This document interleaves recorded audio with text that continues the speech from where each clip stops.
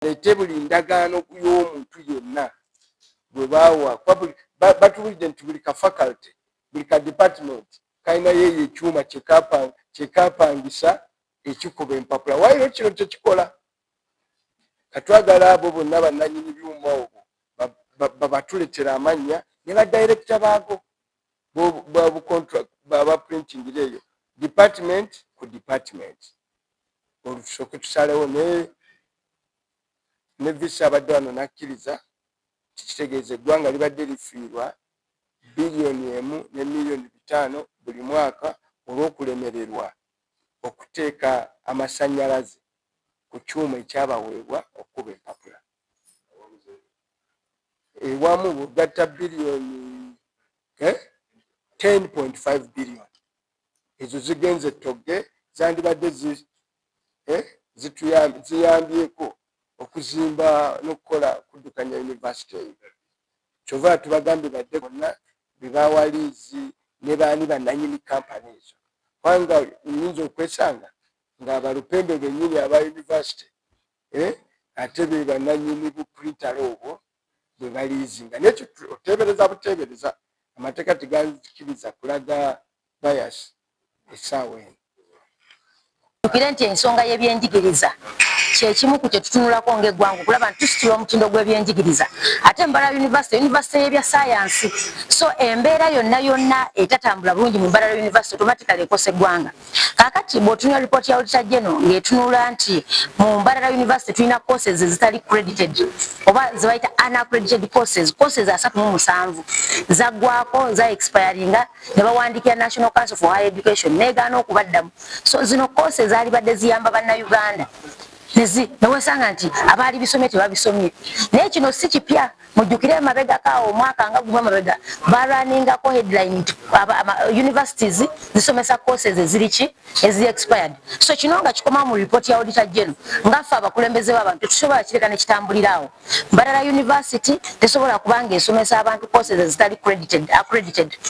Newankubadde nti zibadde zisomesebwa accreditation etegeeza nti mukyuseemuko ebimu ebitakyatambula na mutindo. So Mbarara oyinza obutaginanya nnyo okubeeresa evidence nti yawandiikira National Council for Higher Education. So twagala okuteeka ku nnenga National Council for Higher Education agenda kujja mu kakiiko ennyonnyole lwaki universities ziteekayo amabaluwa gano mu budde mu accrediting courses gundi National Council for Higher Education etakikolera mu budde. National Council for Higher Education tetuwa free service. This is a government agency. Basasulwa sente z'omusolo okutuwa services ate mu budde.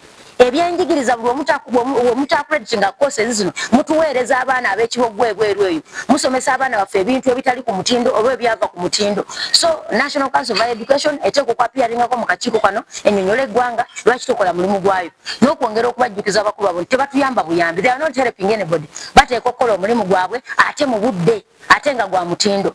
Ekirala ze universities ze Uganda wano naye kati ni specific eno Mbarara University abaana baffe okusomera mu bizimbe ebikadde. University present ina enrollment y'abaana nga kakaaga. Abaana kumpi 5,000 plus bali ku private. Abali ku government bali batono nnyo balinga abaana 19. Kakati ze sobola kwata school fees zange ba tuition nsasulira omwana nga agenda asomere mu bizimbe ebikadde.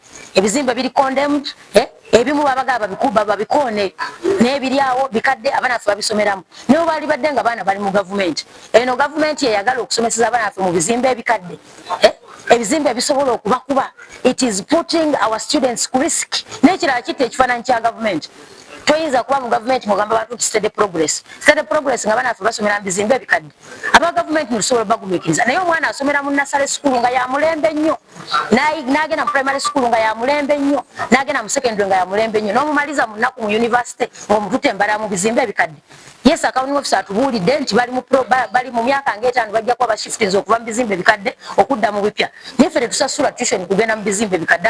Tusasula tuition ng'abaana bagenda basomere mu mbeera ebasobozesa okusoma. So kino mu universities zonna across board Makerere Kyambogo abaana ndoza strikes muziraba. Yensonga lwaki buli lukya strikes nnyingi kubanga abaana si bamativu na quality oba omutindo gw'obuweereza oguba mu universities. So kino tugenda kiwanako nnyo ng'abakulembeze. Tuyambeko bana bakulya institutions zino kuba ekimu sente government ya Uganda egaba sente ntono nnyo mu capital development.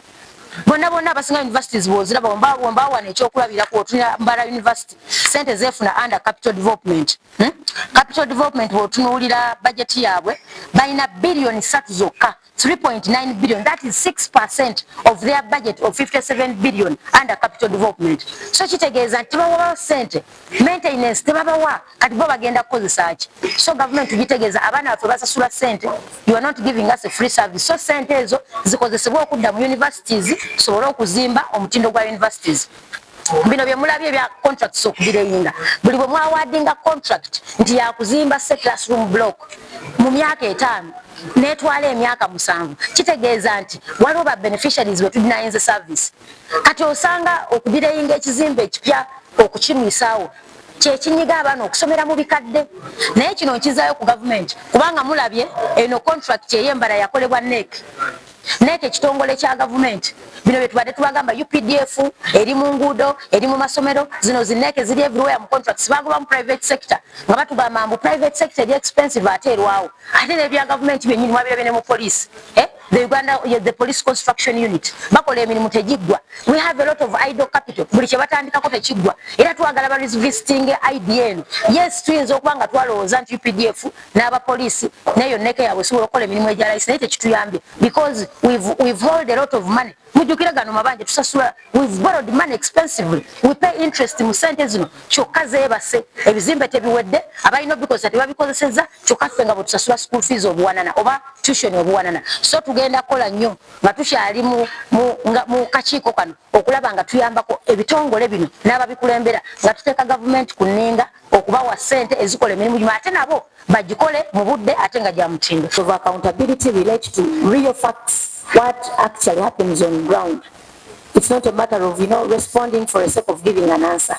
So you ought to have brought out all the reasons as to why you had these receivables. Practically, if there were delays, if there were issues of COVID, those are the very ones that you would have listed under here. And the reason as to why you come for such committees is to ensure that we continuously improve to avoid such occurrences in the next financial year. Because at the end of the day, for you not to receive 2.2 billion automatically affects the performance of the institution. This is money that you ought to have budgeted for, and once it doesn't come in and in time, automatically you will find yourself, you will find yourself constrained in one way or the other. Honorable colleagues. Yes, Honorable Billy. Yeah, it is true that according to their response, they are saying this misalignment led to delays in fees collection as postgraduate students may not adhere to the same payment cycles, resulting in outstanding receivable from the previous period. I thought some of these programs are structured in a way that at one point they feed in two.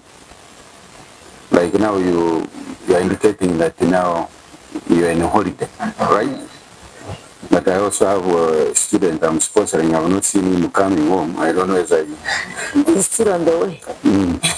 He's staying with me, but I have not seen him, and he has not communicated, so I'm a bit worried. Some of these younger boys, they have got issues there, but that's for another day. So I thought all this program fit into, at one point, they have a convergence point. Can you try to explain to us? Is the one pays at the beginning, the end, whether some are already there, but there must be a convergence point. Yes, Honorable Member, through your chair. They have the converging point, but the case with postgraduate students is that they usually do their first 3 semesters of classwork and then go into research. And some of them delay on their research component of the study. And so you will again get to them when they are submitting their proposals or thesis, and usually there's a big time lag that they take. And so it goes beyond the normal study program. But beyond the postgraduate, we also discovered in our analysis that... Accounting officer, before you get there, yes. What was your planned NTR for the year under review? Your non-tax revenue for that year? Yes, our planned tax revenue for that year was 14 billion, Chair. Was 14 billion. What was the basis? The basis is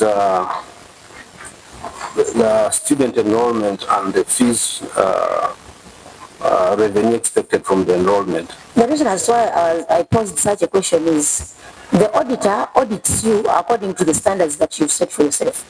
It is you that sets the NTR that you intend to collect. You clearly showed 14 billion.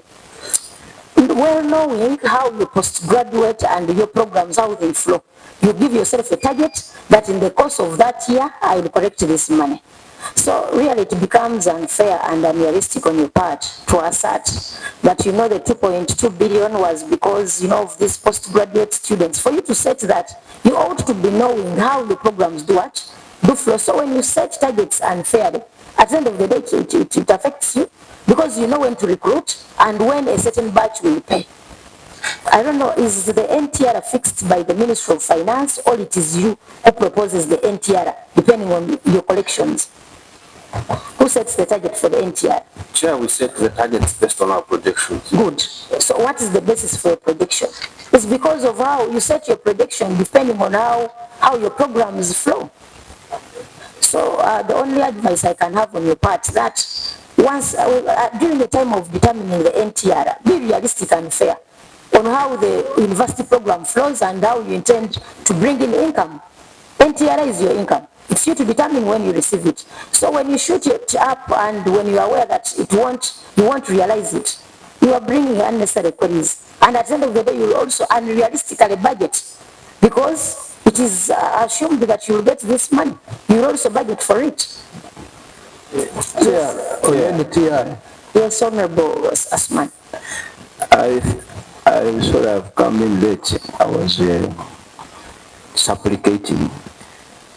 Maybe I missed out on the introductions, but Chair, the issue you raise is a planning issue. I would be interested in getting some response on your issue from the university planner. And as far as this issue is concerned, because this would squarely fall into his or her docket. And when you ask the basis for their projection, the university planner should be able to guide and avail information as to how they come up with unrealistic projections that eventually they fail to realize and then raise audit issues.